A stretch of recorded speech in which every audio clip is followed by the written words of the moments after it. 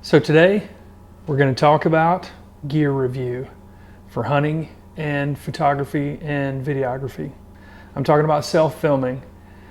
I am an avid hunter and enjoy any time that I can get in the outdoors, not only hunting wildlife, but preparing the land, preparing the area, just camping, just playing around outdoors.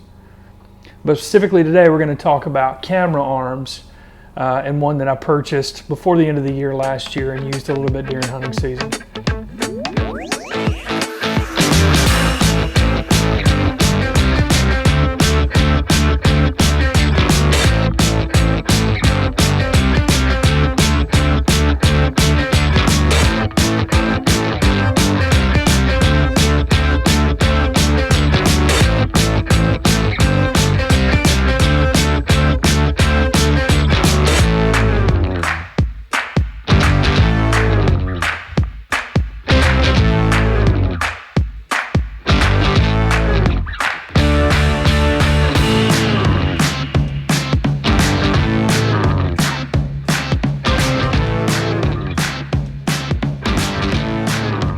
My name is John. Welcome to my channel. This channel has adventure, hunting, fishing, RV trips, camping, cooking, and a host of other items and topics. So if you're into anything like that, like and subscribe, and I'll share content as I'm able. So self-filming your hunts is another layer of challenge. Most of us that enjoy hunting enjoy the challenge of it, not necessarily, harvesting an animal, but all the things that go into it. And so self-filming your hunts are another way to document what you saw and what you did while you were outdoors.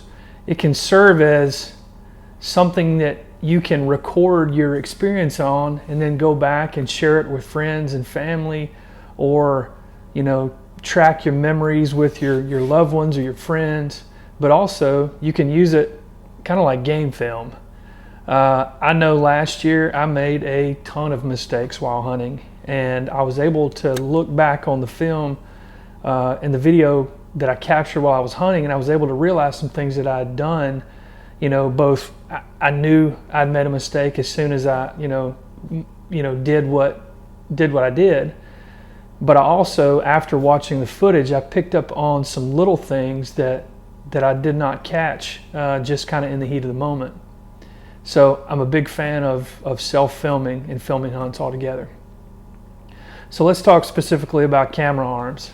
So this last season was the first year that I attempted to self-film. A couple of times the season before, I'd taken like a little handy cam with me and tried to get some footage of deer at feeders or whatever, but that was so horrible I wouldn't even consider that self-filming. But this year was a serious effort on my part to self-film. I had a DSLR camera, I had an action camera, I had I used my iPhone for many things, and so I really got into YouTubing, but also videography and photography and self-filming, the things that I like to do. So what I do for a camera arm. So the first camera arm that I used was one that I'd made myself. I didn't want to jump right in and spend hundreds of dollars on a 4th Arrow or a major camera arm like that, because I didn't know if the footage that I was going to take would be worth anything or would be any quality. But I kind of wanted to ease into it. So this is what I started out with first. Went to the local Lowe's and purchased some aluminum tubing, cut it, got some bolts, got some washers, and I made this doodad right here.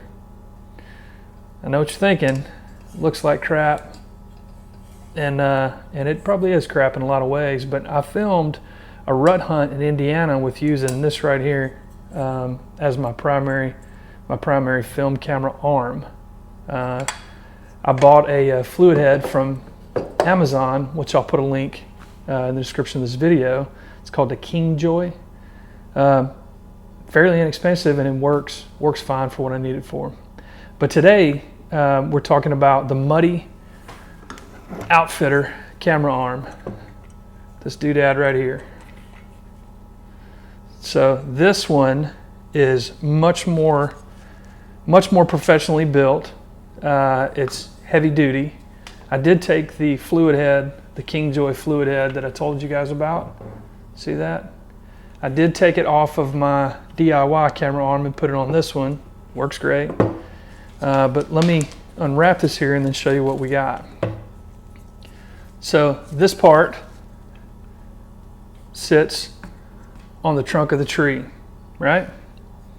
This part is what you can adjust to raise your level of the camera arm up and down.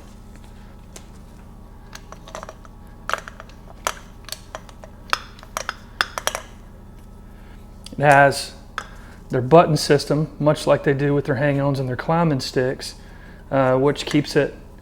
I just use the ratchet strap that came with it to tie it to the tree, and just, you know, wraps it around the button. So what I do is I take that strap off of that button. Now this, you know, this folds out.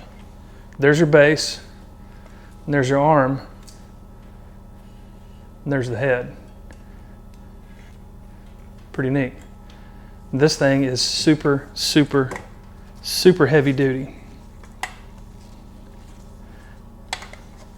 So let's talk about the advantages of having super heavy duty in this camera arm.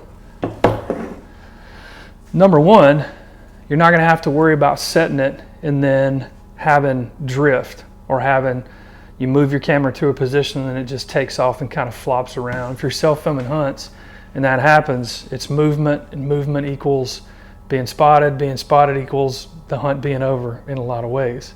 So once you move this thing and you set it, it stays in position well. The trusty dusty DIY arm that I built, I did not build it with an adjustment to go up and down very much. I do have this button system here that I tried to emulate, but when it got into a tree, in some cases it was a little floppy, and then the weight of the camera would fling it out, and it would run away on me if I wasn't careful.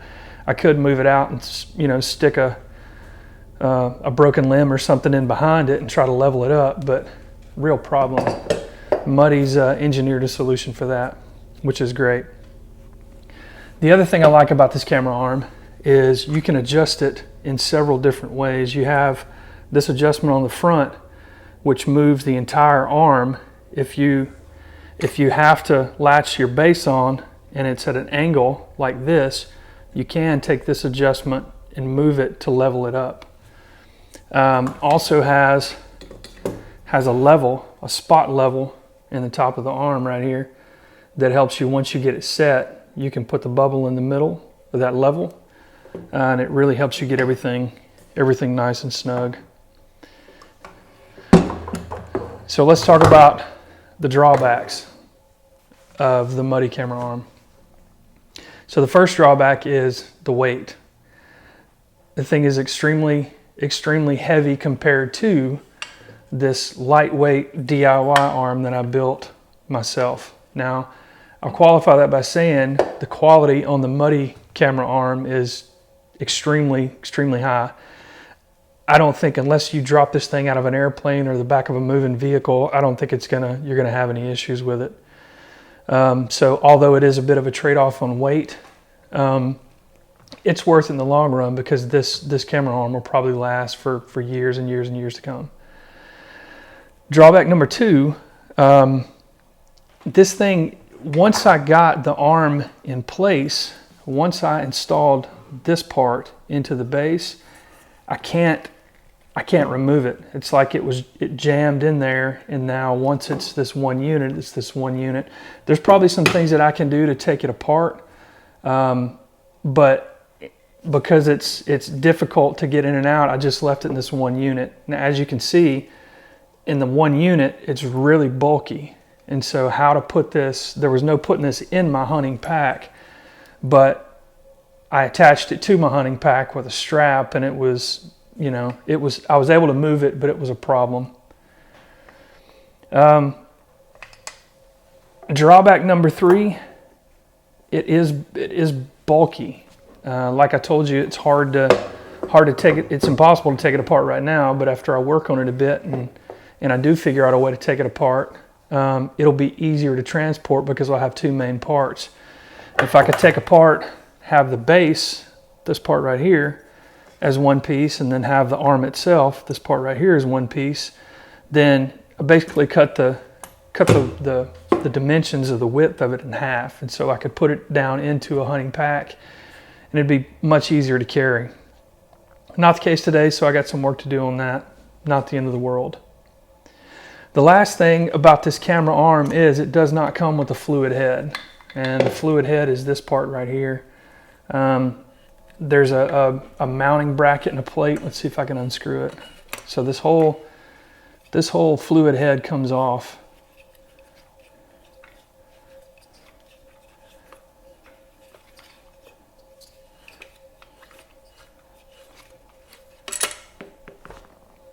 Just like that.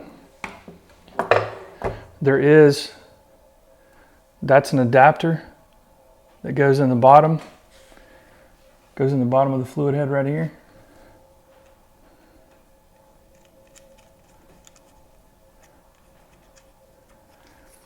Like I said, this fluid head is a Kingjoy. I'll put a link to it in the description below, but it's got your handle here, which you can move and have your DSLR camera sit up here with the screen out, and you can move it in position with the camera arm to get what you need, get it in place. It's got some adjustments over on the side to move it up and down. It's got an adjustment here on the bottom to tighten up the tension for your range. When you want to move it, you want that tension so it doesn't, it doesn't just get away with you, but you can have some tension to add some control. And then too, the reason I'll probably get another one of these, and even though I have the muddy camera arm that I'll use as my main hunting camera arm in my main hunting locations, I'll probably take this one and just get into the fluid head on it, and then just have it up to leave, in a stand somewhere that I don't hunt as often. That way I won't have to carry stuff in and out. I can just carry the camera in and out, and that's it. So I give the muddy camera arm, the Muddy Outfitter camera arm, 2 thumbs up. I've used it a few times before the end of the season in 2020, 2021. Worked great. I look forward to using it again in the upcoming season and hopefully catching some really cool videos. That's it for today. Hope you enjoyed the video. Thanks for watching.